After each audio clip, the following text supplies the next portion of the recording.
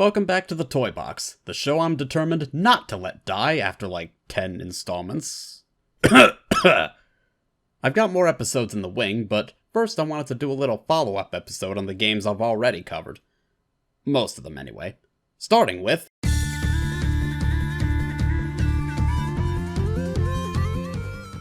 It turns out those 200 horsepower cars were not as random or generic as I would have thought. Soul Air CX560 told me that most of them are based on the Mechanix toy line. You'd think I would have caught on, considering I do own one such toy, just none of the ones that were featured in this game, I don't think. But wouldn't you know it, lo and behold, there's the Dune Buggy, and there's the Hot Rod. These were real Hot Wheels cars. It's just that they were in the Mechanix line. Though I do still find it silly that the mainline diecasts still outperform the Mechanix cars. This game is called Hot Wheels Mechanix. You'd think those cars would be front and center and be the centerpieces, but they seem to assume, correctly, that the mainline diecasts had a lot more staying power, whereas the Mechanix toy line was more of a gimmick. A really cool gimmick, but a gimmick nonetheless. As for the soundtrack, seems like it is floating around out there, if you know who to talk to.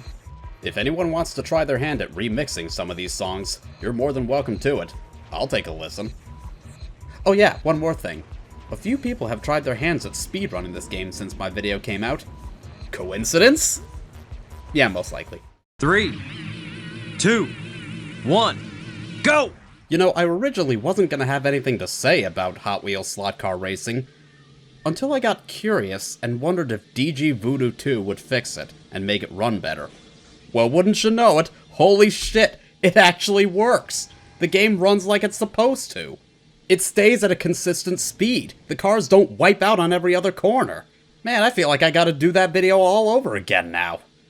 Not that I'm going to, because you already got the gist of what the game is like. It's just a hell of a lot more consistent, and the cars are less likely to wipe out on the corners for no particular reason. I think the problem is, because the game was running so fast, that was causing the cars to wipe out more often because it was registering them taking the corners faster than they should. That shouldn't make a lick of sense, but it's the only thing I can come up with. I may not even be that far off the mark, because I remember trying to get this game running on, I think, Windows 7? And even back then, I had the problem of the game running way too fast, and all the cars would, on Space Race, suddenly and inexplicably just go veering off the track out into the distance, leaving the camera behind, and then wiping out, resetting back on the track. What a weirdly programmed game this is. Well, the original video still stands as a testament to the difficulty I have trying to get these old games to run in the first place. Maybe I'll make a video or a stream of this game running the way it's supposed to so you can get the full, proper, intended experience. Then we can get a proper look at exactly how janky this game really is. But after testing the game again, I can confirm a few things. There's no difference in performance between any of the cars.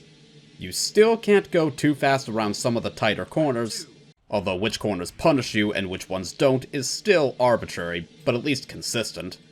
And the AI drivers do actually slow down at a few points, but not very often.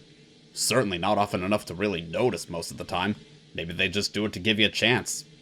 Okay, I wasn't planning on adding this little bit, because this literally just happened. In the video, I mentioned that I was missing the Speedosaurus because I lost it one day, never saw it again. Well, my mom, unbeknownst to me, decided to find me a replacement. So thanks, Mom. Genuinely surprised by that. Well, now I can finally say that I have every car from Hot Wheels Slot Car Racing now. They're not all in the same livery, but I do have them now. There's nothing like just playing with trains. Well, just because I grew up with Thomas the Tank Engine doesn't mean I know everything about trains. Penzi6755 tells me that the steam engine they went with is actually a Western Maryland H9 280 consolidation, with some parts from Lionel locomotive number 736. So what the hell is this? You're telling me an IGN walkthrough lied to me? Why would they ever do such a thing? Jokes aside, I do appreciate the correction from a guy who obviously knows more about this than I do. I know what they say about YouTube comments. but I'm generally a little more likely to believe those than I am any kind of review or walkthrough or literally anything that's ever published to IGN. It's still a good walkthrough, even if it does need a fact check here and there.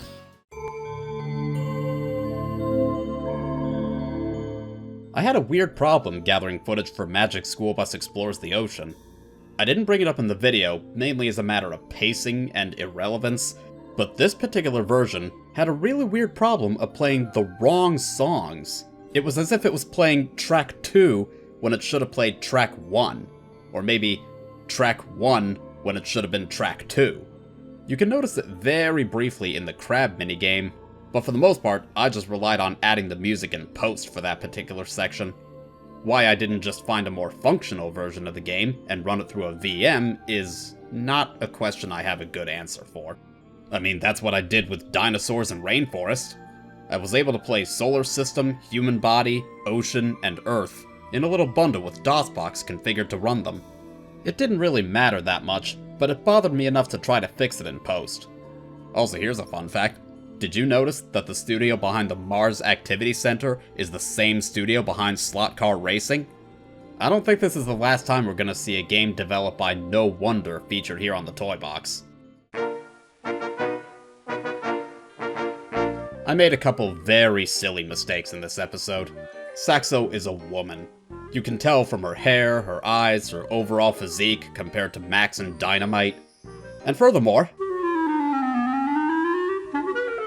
this is a clarinet, not an oboe. I used to watch SpongeBob. You'd think I would know that. This episode also has the distinction of being the first in the series to get hit with a copyright claim. Not for the 4 or 5 seconds of Two Steps from Hell, but from that African percussion motif introducing the lions.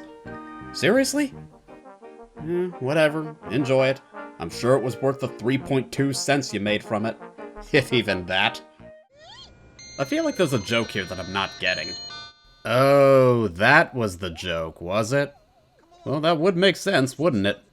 Thank you, Saipon, for proving once and for all just how clueless I am. This is the game that clued me in that using a virtual machine may not be necessary. After my success with DG Voodoo 2, now I'm looking into other software like DXWND. I can't expect them to be a magic bullet for every game I want to cover on this show, but depending on which games I can get running with them, that could make my life a whole hell of a lot easier. From what I've been told, Windows 95 is a pain to emulate, and Windows 98, while I can emulate it, has its own problems. But this was one of the few times I was able to get the game to run natively on Windows 10. I'm also really lucky that I still have the disc for XS Racing, because otherwise, that might have been even more difficult. More to the point of the game itself, I did actually stream this game on very hard difficulty a while ago. You can still find the VOD if you're curious to see how that went.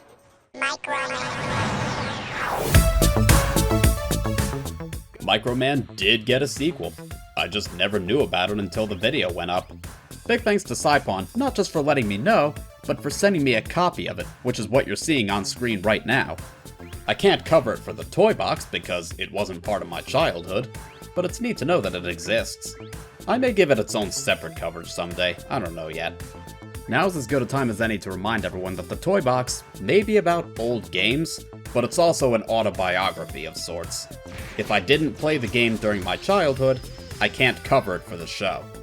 So that means you're not gonna see something like Hot Wheels Velocity X on this show, as much as I wanted that game back then. If I didn't play it, I can't cover it. The 3-in-1 special got more views in less time than I thought it would, so if I can think of any more games I'd like to cover in that format, then I'll make another goodie bag video. We'll see. Alright, that's about all I have to say. See you in the next episode.